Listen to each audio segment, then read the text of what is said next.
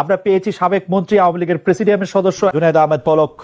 আপনাকে আমাদের অনুষ্ঠানে স্বাগত জানাই। আমাদের সাথে আরো থাকছেন ডক্টর মোহাম্মদ ইউনুস। ডক্টর মোহাম্মদ ইউনুস, আপনাকে আমাদের অনুষ্ঠানে স্বাগত জানাই। আমার একজন ভারতীয় সাংবাদিক বন্ধু আমাকে বলেছেন যে শেখ হাসিনার পার্লামেন্ট নাকি এখন কলকাতায়, শেখ হাসিনার ক্যাবিনেট সদস্যরা কি সত্যি এখন দিল্লিতে? বলো।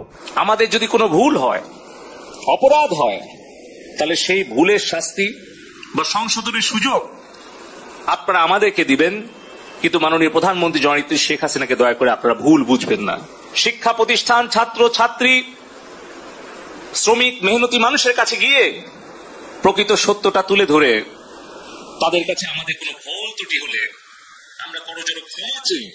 দেশের জন্য, দেশের শান্তি উন্নয়নের জন্য, নিরাপত্তার জন্য আমরা এই দূরত্ব দূর করার চেষ্টা করি। যদি আমাদের তরুণ তরুণীরা, আমাদের ছাত্রছাত্রী ভাই বোনেরা তারা যদি মনে করে যে এই দেশব্যাপী ইন্টারনেটের সেবা ব্যাহত হওয়ার জন্য কেউ দায়ী, তাহলে সে দায়ী আমি দায়িত্বপ্রাপ্ত ডাক এবং টেলিযোগাযোগ তথ্য প্রযুক্তি প্রতিমন্ত্রী হিসেবে সারা দেশব্যাপী ইন্টারনেট সেবা ব্যাহত হওয়ার জন্য এই দায় এবং দায়িত্ব আমার, এবং সেই দায়িত্ব সঠিকভাবে পালনে ব্যর্থ হওয়ার জন্য যদি কারো শাস্তি হয় সেটা হওয়া উচিত আমার।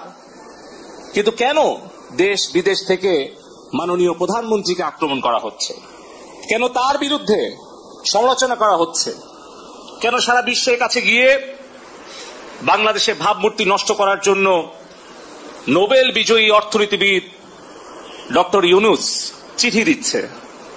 আমাদের সামনে উদাহরণ আছে কিভাবে আফগানিস্তানে একটা দেশ দখল করে সেখানে একটা গণতান্ত্রিক সরকারকে উচ্ছেদ করে হামিদ কারজাই নামে একজন বিদেশ থেকে এনে সেখানে কিন্তু সরকারের দায়িত্ব জোর করে চাপিয়ে দিয়েছিল। 20 বছর পর সেই দেশটা ধ্বংস করে সেই দেশ থেকে তারা পালিয়ে গিয়েছিল। এই বাংলাদেশ নিয়ে আবারও ওই রকম হামিদ কারজাই মার্কা একটা সরকার বসানোর জন্য বাংলাদেশে কিছু মুখোশধারী স্বাধীনতা বিরোধী চক্রান্তকারী বিদেশের এজেন্ট তাদেরকে গুছিয়ে গুছিয়ে আপনারা দেখবেন যে তারা টেলিভিশনের সামনে এসে অনেক ভালো ভালো কথা, মিষ্টি মিষ্টি কথা বলছেন, কিন্তু তাদের পেছনে যে ষড়যন্ত্র সেটা হয়তো উদ্ঘাটন করতে আমাদের সময় লাগবে, সেটা হয়তো দেশের জনগণকে উপলব্ধি করতে সময় লাগবে, কিন্তু সেই সময়ের মধ্যে আমার সোনার বাংলাদেশের যে ক্ষতি হয়ে যাবে সেই ক্ষতি কিন্তু আমরা কোনোদিন কাটিয়ে উঠতে পারবো না। সে কারণেই বলতে চাই, আমাদের দেশের যে রাষ্ট্রীয় সম্পদ ক্ষতিগ্রস্ত হয়েছে, জননেত্রী শেখ হাসিনা বলেছেন যে এই দেশের সম্পদ জনগণের সম্পদ। এই Bangladesh elevated expressway, metro rail, আমাদের স্বপ্নের পদ্মা সেতু, ডিজিটাল বাংলাদেশের যা কিছু অর্জন, এই সব কিছু কিন্তু জনগণের কষ্টার্জিত ট্যাক্সের পয়সা দিয়ে হয়েছে। প্রবাসে আমাদের 1 কোটি কর্মী ভাই বোনদের রেমিটেন্সের পয়সা দিয়ে হয়েছে। কিন্তু আজকে এই যে হাজার হাজার কোটি টাকার সম্পদের ক্ষতি যারা করছে তারা নিশ্চয়ই বাংলাদেশের ভালো চাইতে পারে না। তারপরেও মাননীয় প্রধানমন্ত্রী জননেত্রী শেখ হাসিনা বলেছেন যে আমাদের দেশের সম্পদের ক্ষতি আমরা পূরণ করতে পারবো, কিন্তু আমাদের তরুণ প্রজন্মের হৃদয়ের যে ক্ষত সেটা কিন্তু আমরা পূরণ করতে অনেক হয়তো সময় লেগে যাবে।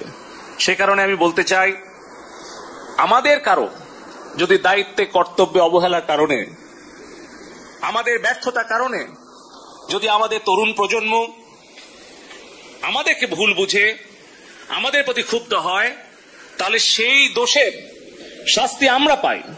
যদি দায়িত্বে কর্তব্যে আমাদের অবহেলা হয়, যদি আমাদের সেই শাস্তি ভোগ করতে হয়, আমরা সেই শাস্তি ভোগ করতে প্রস্তুত আছি। যে কোনো সিদ্ধান্ত মাথা পেতে নিতে রাজি আছি, কিন্তু আমাদের কষ্ট হয় যখন আমাদের কোনো ভুল বা আমাদের কোনো ব্যর্থতার কারণে আমাদের প্রাণপ্রিয় নেত্রী জননেত্রী শেখ হাসিনাকে দোষারোপ করা হয়,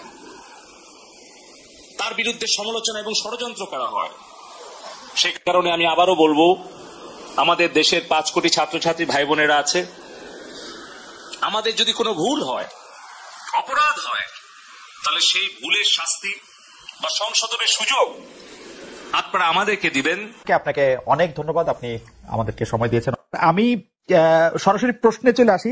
শেখ হাসিনা স্পষ্টতই আপনাকে অপছন্দ করেন, অনেক কিছুর জন্য আপনাকে দায়ী করেন, পদ্মা সেতু এবং এই সেই। এর কারণ কি বলে আপনি মনে করেন? আপনাকে কি তিনি তার প্রতিদ্বন্দ্বী মনে করেন, নাকি সত্যি তার কাছে এমন কোনো তথ্য রয়েছে যে আপনার বিশাল কোনো রাজনৈতিক অভিলাষ রয়েছে? আপনি কি রাজনৈতিকভাবে তার প্রতিদ্বন্দ্বী হয়ে উঠছেন বলে তিনি আপনাকে অপছন্দ করছেন, না কি কারণে? আপনার কি মনে হয়?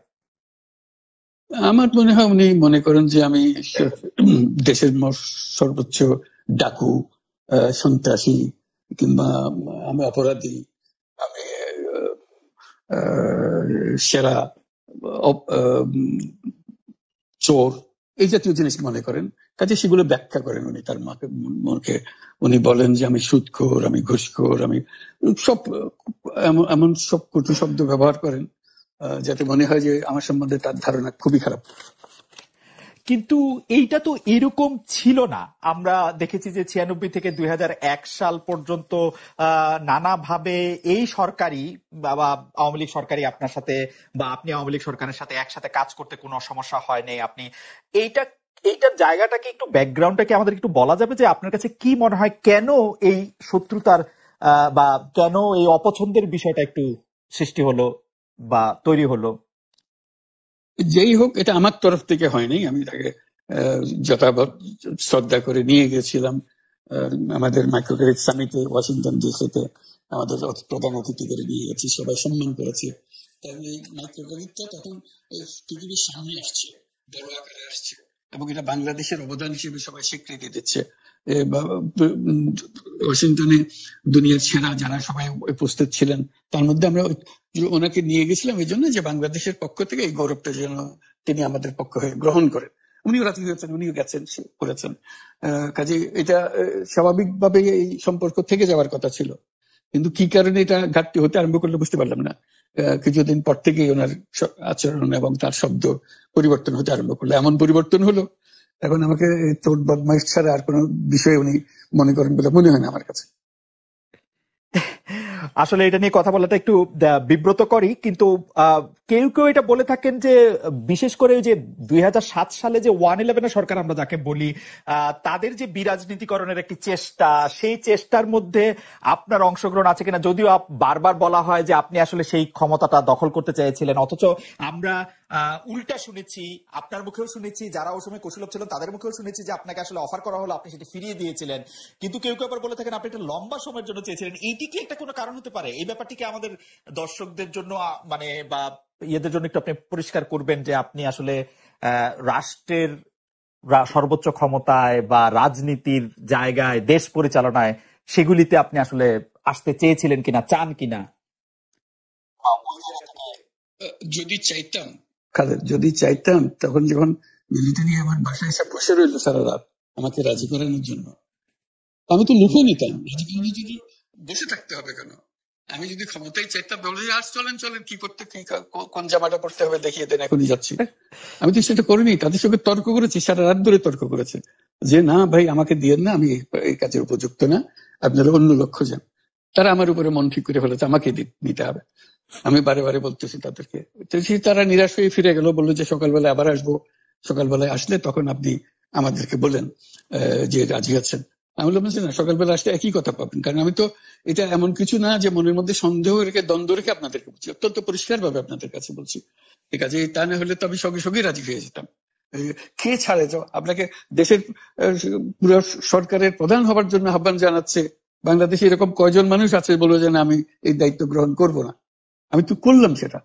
এখন আমার নামে বলা হচ্ছে 10 বছর চেয়ে, আমি বছর নিয়ে তো প্রশ্নই উঠে না। প্রশ্ন হচ্ছে আগামীকাল সকালবেলা আপনি শপথ গ্রহণ করবেন, এই কথা। আমি বললাম যে না, করবো না। তারপরে এরপরে তো কয় বছর কয় কাণ্ড। আমি 10 বছর দিয়ে কি করবোটা কি? আমি 10 বছর দিয়ে আমি তো বলছি আমি এই কাজের জন্য নই। দেশে আমার দেশ পরিচালনা করা আমার দায়িত্ব না, আমার কাজ না। আমি জানি না এটা কিভাবে করতে হয়, আমি যেটা জানি সেটা করি। আপনার মেয়ে মনিকা ইউনুস সম্প্রতি একটি সাক্ষাৎকার দিয়েছেন সিএনএন-এ। সেখানে আমি তাকে একটু যদি অনুবাদ করি তাহলে সেরকম পড়তে পারবো যে আমি তাকে উদ্ধৃত করছি যে কোনো এক সময় প্রধানমন্ত্রী শেখ হাসিনা ও ডক্টর ইউনুস একসঙ্গে কাজ করেছেন। আমি আশা করি সেই সময়টা আবার ফিরে আসুক, শুধু গ্রামীণ কিংবা সংশ্লিষ্ট সব প্রতিষ্ঠানগুলোর ভালোর জন্যই নয়। যদি তারা আবারও একসঙ্গে কাজ করেন তাহলে সেটা চমৎকার হবে। এই মনিকা ইউনূসের এই আশা কি আপনারও মানে একই রকম আশা কিনা যে প্রধানমন্ত্রী শেখ হাসিনা এবং ডক্টর ইউনূস একসঙ্গে কাজ করলে আরো কিছু চমৎকার কাজ হবে, বা এটা আপনি আশা করছেন এরকম? এটা কি এখন আমার জন্য করা যাচ্ছে না যে আমি নারাজ, যে করতে চাই না? তুমি ভাবখানা এমন করছো যেন আমি আপত্তি করছি, আমি কাজ করতে চাই না। আমাকে যে বললাম চোর বদমাইশ করে রেখেছে, সেখানে কাজ করার তো কথাই উঠছে না। আমার নাম উঠলেই ওনার রাগ উঠে যায়। আমাকে সুৎখোর না বললে ওনার মন তৃপ্ত হয় না। আমাকে চুবিয়ে না ডুবালে, পদ্মা নদীতে আমাকে চুবিয়ে না ডুবালে ওনার মনে সন্ধি আসে না। আমি কি করবো? বলতে তো হবে ওনাকে, যদি কিছু বলতে হয়। পদ্মা নদীর কথাটা যখন উঠলোই, পদ্মা ব্রিজ সম্পর্কে যে কথাটা সরকারের উচ্চ মহল থেকে এটা বলা হয় যে আপনি আপনার ক্ষমতা ব্যবহার করে বা আপনার পরিচিতি ব্যবহার করে বা আপনার যে একটা সাংঘাতিক রকমের গ্রহণযোগ্যতা সারা দুনিয়াতে আছে, যেটি আসলে ওয়ার্ল্ড ব্যাংক সহ অন্য জায়গায় আছে, সেটি দিয়ে আসলে আপনি পদ্মা সেতুটা বাংলাদেশ যাতে ঋণ না পায় সেটির জন্য আপনি চেষ্টা করেছেন। এই ব্যাপারটা নিয়ে কি আপনি একটু কিছু বলবেন, যে এটা আপনার বিরুদ্ধে একটা অভিযোগ? কি বলবো, এটা বলো, এটা হাস্যকর একটা কথা মুখ থেকে বলে ফেললো চোর ডাকাতের মতো, এটাও আরেকটা বলে ফেললো, এটাই সত্য হয়ে গেল।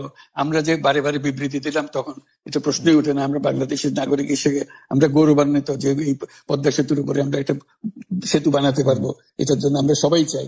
কাজে এটা তো বিরোধিতা করার তো প্রশ্নই ওঠে না। কেন বিরোধিতা করবো? দেশে যে একটা বড় রকমের ঘটনা ঘটতে যাচ্ছে সেটা তো আমরা সবাই সমর্থন করি।